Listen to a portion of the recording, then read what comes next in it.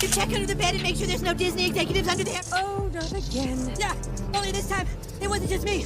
They were taking all my favorite people and replacing them with diverse women complaining about the patriarchy. Nothing has brought me greater joy than watching the Walt Disney Company absolutely panic over the last few weeks. They're mad at South Park because they're making fun of their woke ideologies, constantly race swapping or religion swapping everything in their movies. It's a brand new exclusive event with all your favorite South Park characters. Dude, school is going to be so awesome today. I had explosive diarrhea all night. I like big... Oh, hamburgers. How does this even make any sense? It makes perfect sense. I think the problem is you. So Snow White slept and waited for her prince to come, but he never did. Because a woman shouldn't have to depend on a man. Snow White was brought back to life by a lady doctor. And she lived happily ever after? Well, she couldn't indulge in strenuous activities like handball, but otherwise, she was fine. That's nice. Weird. Imagine this. You're cast in one of the most iconic roles in film history. You've got the Disney machine behind you, a $200 million budget, and headlines calling you the next big thing. Everything's set up for a fairy tale ending, but instead, you become the punchline to a South Park episode, the target of backlash from The Simpsons, and the face of what critics are now calling Disney's biggest misfire in decades. The last time I had the dream, I was walking down the school hallway. And then I see Butters, and he's like, "Hey, Eric, you want to see what my mom packed me for lunch?" And that's when I start to notice that something's wrong. Everyone I cared about has been systematically replaced. And finally, I want to scream, and I'm like, why are they replacing every single character with someone who is diverse? But then Kenny's like, it's not our fault, it's because of Kathleen Kennedy. But then Kathleen Kennedy says like, it, make it more lame. And everyone in town is like, no, please, Kathleen Kennedy, stop ruining everything. But Kathleen Kennedy is all like, put a diverse woman in it, make it more lame. And the Disney stock just keeps going down and down and down. And then Bob Iger is all like, no, what's going on with my stock? No, Kathleen Kennedy. This isn't just a story about a movie flopping. It's the unraveling of a rising star, a multi-billion-dollar studio in panic mode, and how one remake triggered a cultural firestorm. From fan outrage and studio silence to socially charged interviews and viral humiliation, the fall of Snow White is more than a box office disaster. It's a warning. And at the center of it all, Rachel Zegler, a breakout actress who went from Hollywood darling to Hollywood disaster. But how did this happen? And could it have all been avoided? Let's start at the beginning. Rachel Zegler wasn't supposed to be a controversy. In fact, when she first stepped into the spotlight, she was seen as the future. Young, talented, diverse. She checked every box Disney and modern Hollywood seemed to want. Her breakout role in West Side Story earned her awards buzz. And when she was cast as Snow White, the internet exploded with excitement. Disney had finally updated the classic. Gone was the damsel in distress. In her place, a bold, independent woman who didn't need saving. At least that was the pitch. Zegler leaned in hard. She gave interviews proudly, saying this version of Snow White wasn't about love. There would be no prince, she declared. She's not dreaming about true love anymore.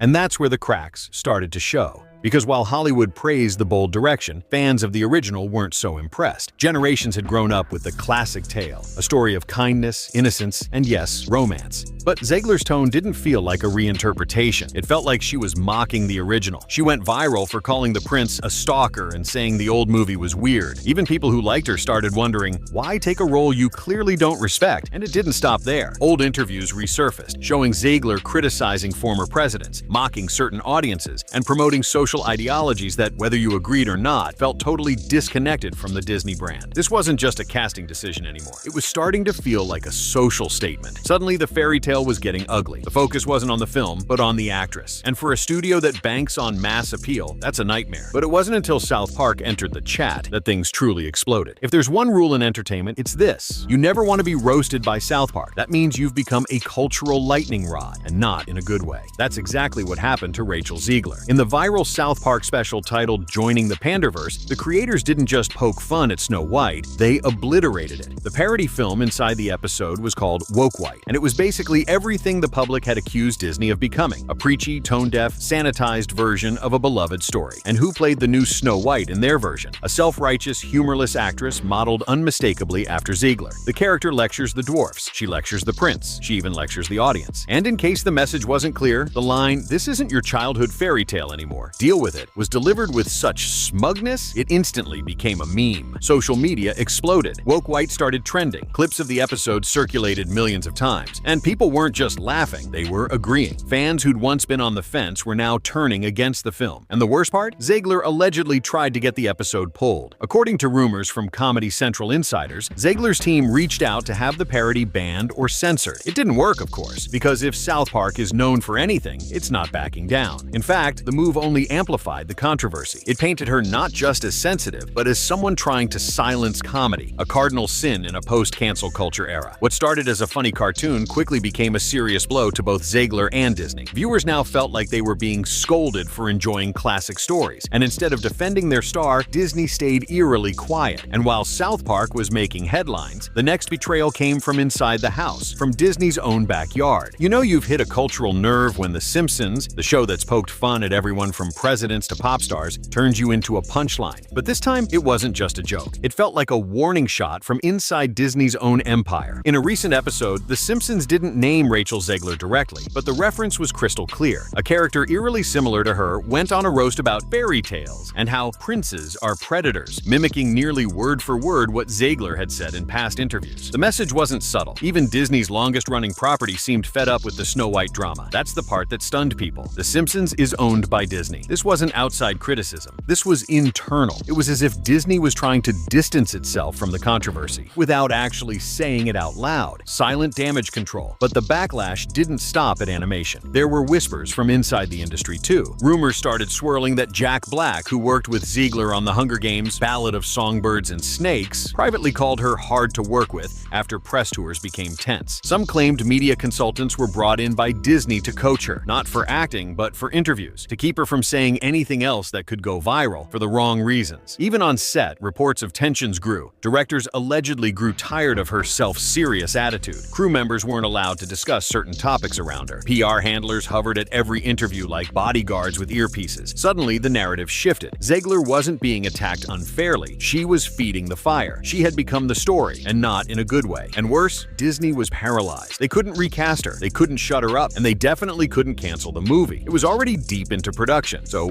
what did they do? They changed everything else. If you thought the interviews were bad, the movie's production changes took things to a whole new level. Let's start with the dwarfs. In the original Snow White, they're central to the story. They're not just comic relief, they're protectors, friends, a symbol of loyalty and charm. But after actor Peter Dinklage publicly criticized the story for being backward, Disney panicked. Instead of defending the original or updating the characters respectfully, they scrapped the idea completely. The dwarfs were replaced with CGI magical creatures, 7 digitally enhanced, vaguely human-like forest beings. Some looked like giants, others like fairies. None looked like the characters audiences remembered. It felt like Disney was trying so hard not to offend that they ended up confusing everyone. And here's where it gets worse. Several actors with dwarfism, actual working actors, spoke out furiously. They said they wanted to play those roles, that it was a rare opportunity for them to be front and center in a major production. Disney's decision, which was supposed to be progressive, had ironically erased representation. The backlash was brutal. Articles popped up accusing Disney of performative inclusion, a nice way of saying they were faking wokeness. It wasn't about empowering people, it was about controlling the narrative. And in doing so, they alienated both ends of the spectrum. Classic fans, out. Advocates for inclusion, out. Casual viewers, confused. Every update they made, from the dwarfs to the costumes to Snow White's sudden dislike of romance, felt more like corporate panic than artistic direction. And remember, this is before the movie even came out. By the time trailers dropped, dislike-to-like ratios were through the roof. Fan-made edits of real Snow White started trending. Memes comparing Zegler's version to Disney villains flooded Reddit. And YouTube reactors, even ones usually aligned with progressive views, couldn't defend the creative choices. But Disney still thought maybe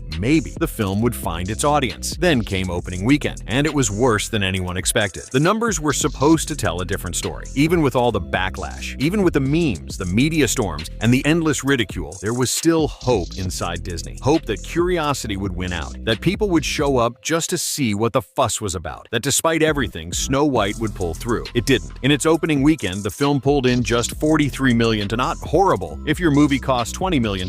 But for a film with a reported $200 million budget, it was a catastrophe. Marketing alone had reportedly crossed the $100 million mark, which meant this wasn't just a bad opening, it was a historic flop. But the numbers weren't the most damaging part. The optics were. Photos went viral of Rachel Zegler attending one of the screenings, sitting in a nearly empty theater. Only a handful of people had shown up. A few rows of teenagers, a family in the back, and then Zegler herself, smiling, trying to appear unfazed. But the internet was ruthless. Screenshots and TikToks mocking her attendance flooded social media with captions like, "She showed up, the audience didn't," and Disney's $200 million ghost town, where still merchandise didn't sell. Toy shelves stayed full. Theme park tie-ins were quietly canceled, and theater chains began pulling the film early to make room for more profitable releases. And behind the scenes, Disney execs were reportedly furious. Some blamed the marketing team, others blamed the script, but most pointed at Zegler. One insider described her as box office snake. Her name became a red flag, not because of her acting, but because of her attitude. Fans weren't just skipping the movie, they were actively avoiding it, boycotting it, posting reviews not just criticizing the film, but cheering for its failure. It was a complete inversion of the Disney formula. Normally, even their weakest movies made back their budget, but Snow White became something different, a symbol, a case study, a headline. And the more people watched it fail, the louder the conversation grew. And then the social floodgates opened. If there's one thing Hollywood still hasn't learned, it's this: audiences hate being lectured, especially when they're paying for entertainment, not ideology. And Snow White wasn't just a movie anymore. It had become a cultural flashpoint. People began digging. Old Rachel Zegler tweets resurfaced, harsh social takes, attacks on certain voter bases, snarky comments about supporters and middle America. Tweets that, taken on their own, might have faded quietly. But now, in this context, they exploded. Screenshots of her tweets flooded Twitter, YouTube, Facebook. Channels from both the left and right began weighing in, not just on the film, but on what it represented. Joe Rogan brought it up on his podcast. Bill Maher threw jabs in his monologue. Conservative voices called it Hollywood's self-destruction in real time. Even center-leaning critics began asking, when did a fairy tale become a social battlefield? And here's the truth: the film never had a chance. Not because of its message, but because it forgot the audience. Disney banked on a younger, more progressive demographic. But that demo didn't show up, and the older audience, families, parents, nostalgic viewers, felt alienated from the start. Zegler's interviews didn't just fall flat, they actively drove people away. People weren't saying, "I'll wait to stream it." They were saying, "I'm not watching this at all." And when viewers abandon a film before its release, no marketing strategy can fix that. For Disney, this wasn't just a flop, it was a reality check. Years of increasingly message-first projects, rushed remakes, and misreading the cultural temperature had finally caught up, and Snow White became the symbol of it all. And internally, Disney was scrambling, trying to fix a sinking ship without throwing their star completely overboard. When a blockbuster starts bombing before it even hits theaters, studios usually pivot quietly. But with Snow White, Disney's panic was loud and very public. First came the reshoots. Multiple insiders reported that Disney had brought back cast and crew for unplanned pickups, not to improve visual effects or polish the ending, but to soften the tone. That meant rewriting Zegler's dialogue, reworking entire scenes, and, according to some rumors, even inserting a last-minute romantic subplot. Yes, the same romance the film originally bragged about removing. It was a full 180. But the deeper problem wasn't the story, it was the star. Rachel Zegler's reputation had become so controlling that Disney allegedly assigned what some crew members called a PR babysitter to shadow her.